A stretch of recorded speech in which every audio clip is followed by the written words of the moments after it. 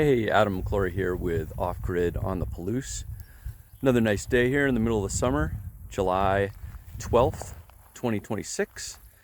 I'm out here at our property, taking a look at things, checking on our solar panels, taking a look at what the builders have been lucky enough to accomplish last week. And today I wanted to take a few minutes to talk about one of my favorite subjects. It's electric vehicles and bidirectional charging. Let's get to it. So, like I mentioned, I've been thinking about getting an EV for, at least a year plus. And there were some things that I thought were really important factors that we wanted to consider in our decision. The first one was range. I really wanted to find a vehicle that had about 300 plus miles of range. In our part of the country, in the inland Northwest, the charging stations just aren't as available as they are in a lot of other places like California and up and down the West Coast. Also, considering that range drops in the wintertime, getting that 300-mile mark was pretty important. Secondly, we wanted all-wheel drive.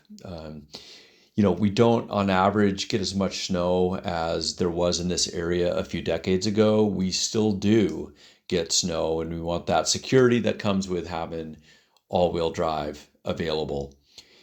And then we wanted the vehicle to be large enough to work for road trips, and space for dogs. Additionally, cost was going to obviously be really important to factor in. There are lots of vehicles out there that I was really interested in, but that just wouldn't meet our budget, like the BMW iX3, for instance. Range getting close to 400 miles, all-wheel drive. It's a super cool car, but it just wasn't going to fit in our picture. So we had to narrow that down to something that was at least somewhat more reasonable cost-wise. And then the last thing that I thought was really important, and what I want to talk about today, is where the EV fits into the hopes to help power our house. So I wanted the vehicle to have basically bidirectional power transfer capability, commonly heard as vehicle to home, or V2H, or vehicle to load, V2L capability. So what vehicles were we looking at that seemed to check all those boxes I mentioned? I was initially drawn to both the Chevy Equinox and the Hyundai Ioniq 5. They both state having vehicle to load, the V2L capability, and the Equinox actually also is capable of vehicle to home, or the V2H. But first, just a quick mention of what V2L and V2H are. They both basically allow for bidirectional capabilities, essentially meaning that your vehicle battery can be used to power external items. Vehicle to home is touted as a way to utilize your large EV battery to charge your house for multiple days. The thing is, though, this requires purchasing expensive equipment. For GM, on the order of like $8,000 or more. And then you have to have it installed by a professional electrician for thousands more. That's certainly appealing because it's a little bit more like plug and play. You just don't have to worry about that transfer of power as much. But that was not going to fit into our budget at all. In vehicle to load, on the other hand, is kind of touted more as a way to power smaller individual devices. You hear it mentioned about powering devices when you're camping, or maybe powering your fridge during a power outage. But here's where I think it gets interesting, and my hope for the EV to help power our house, hopefully with V2L only. As mentioned, the Equinox and the Ioniq 5 both say they come with V2L. Here in the US, the Ioniq would only discharge approximately 1.8 kilowatts per hour. Not a ton, but something. The Equinox, with their V2L, only has this capability with the highest trim level. Of course, the most expensive, and that's the RS trim level. but additionally, only if you have the optional 19.2 kilowatt onboard charger package. If you do have that option, it states the Equinox can discharge up to 3 kilowatts per hour. And then, like I mentioned, cost came into play. Back when we were first looking in 2025, the RS trim was just too expensive, and V2L was really important to me. So we focused more on the Ioniq 5. But then fast forward to 2026 in the spring, and Hyundai and GM were both running really great deals on both of these models. The RS trim came down to a more reasonable, I have that in quotes, price, and we drove it. My wife and I really liked it and decided to go for the Equinox.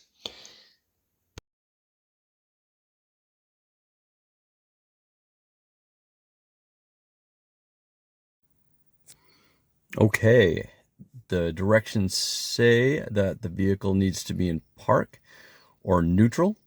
The key needs to be in the vehicle. It's right down there. And I need to press and release the brake pedal. And when you get the vehicle ready light displayed, which is the green icon there, should be ready to go. Okay, the vehicle is on. I insert the adapter portion into the car, double press this button here. Okay, I believe, yes, there it is. I should get a green button displaying on the controller, which I did. I got a note on my watch saying energy transfer has started. I believe the next step is to check the device. We have a white light, which is what we want. And now we can plug in a device. And this fan should start.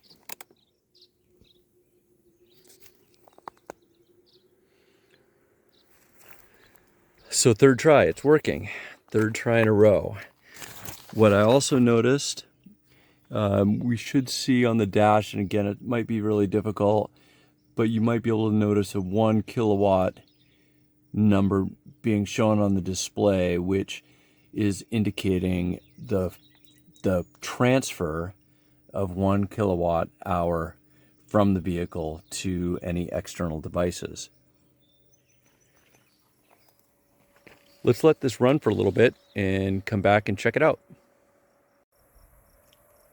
All right, it's a little while later and the fan is still going. We're receiving power, obviously. You can see the white light on the power bar plus. We have our green light on the charge cord. And if you can see on the display, we're still getting the 1 kilowatt being transferred from the power, from the vehicle's battery. So all seems to be working just fine. But how do we use the EV to charge the house? Do we instead go with a whole home generator or a portable generator, or use something called the EG4 ChargeVerter? So we decided to go with the EG4 ChargeVerter. It has the capability of accepting up to 5 kilowatts at a time from any type of generator. And with the Ultium PowerBar Plus that I mentioned, we should be able to basically plug the ChargeVerter directly into the Ultium PowerBar Plus and then accept up to 3 kilowatts an hour from our EV to charge our batteries directly. The reality is our vehicle will be stationary overnight. So with the Equinox able to provide 3 kilowatts per hour through the ChargeVerter to charge our batteries, that would take on the order of 11, 12-ish hours to completely charge basically our 42 kilowatt battery pack. Hey, so I hope that gave you a good idea on what we're trying to accomplish with our electric vehicle, not only transportation, but a mobile battery. and that can ultimately work to help us power the house in the wintertime when we have issues with cloudy days. I'd love to hear what you folks have to think about that. Let me know what experience you've had using vehicle to load technology, and see you next time.